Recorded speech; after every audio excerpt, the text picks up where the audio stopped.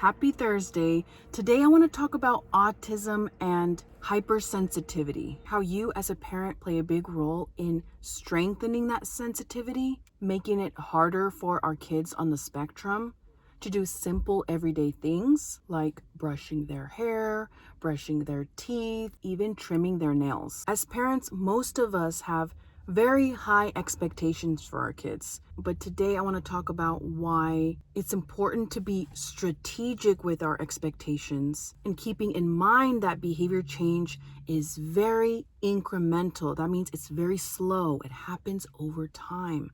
So you're not going to go from week one, your son or daughter who hates getting their hair brushed.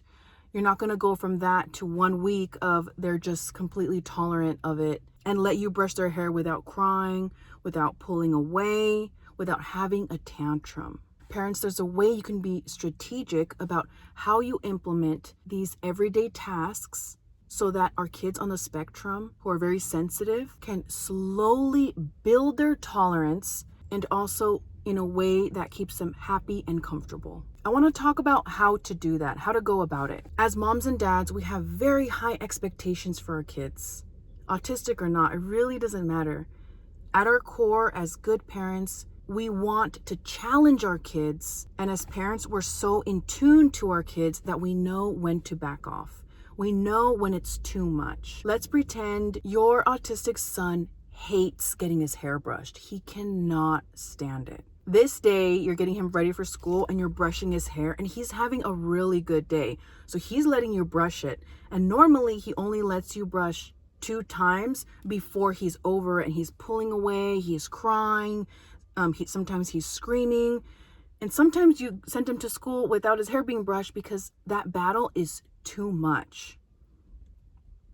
But on this particular day, you start brushing his hair and you're kind of surprised. You're like, oh my gosh, I'm getting 3, 4, 5 brushes in and he's not pulling away. I'm going to challenge him and I'm just going to do a bit more faster. So you, with the best intentions, keep going. You go faster and you go harder and you go longer. I'm going to talk about why this is detrimental, why we want to avoid doing this. When we continue this incredibly aversive task, knowing he's going to tap out soon, and by the 10th, 11th brush, your son is losing it. He is pulling away and trying to get away from you, and then you say, okay, and then you say, I'm done, and then you back off. The next time you try to brush his hair, he's going to remember that aversive experience, and he's not going to want to brush it. So the progress you made on that day really went backwards because you chose to keep going. Let's go on the other side. Let's say you had brushed his hair 5 times and you're like, he's doing amazing. He's letting me brush it. When you stop on a good note, when you stop early and your child they're regulated, they're okay, that is one step to slowly building your child's tolerance. It's all in the timing when you choose to stop. When you choose to stop, that's what's reinforcing the behavior. In the past, he can only tolerate 2 swipes, and now you hit 5 swipes and then you backed off. You reinforce that behavior of him sitting and letting you brush it without crying or whining. He was comfortable and content and happy. That is the right time to stop. Let's say your daughter hates brushing her teeth.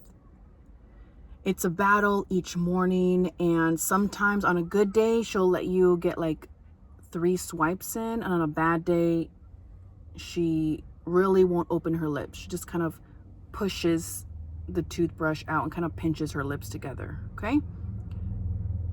And on this day, let's say on this day, she's having a really good day, and you start brushing, and you're on the 3rd swipe and your daughter is kind of happy this day. And so she's letting you. She's tolerating it better than she did yesterday.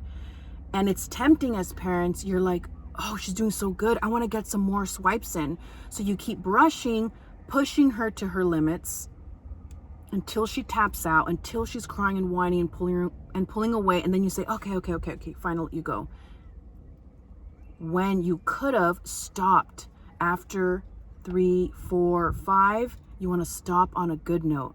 Because when you stop on a good note, you're promoting positive behavior change. I said it earlier that behavior change is incremental.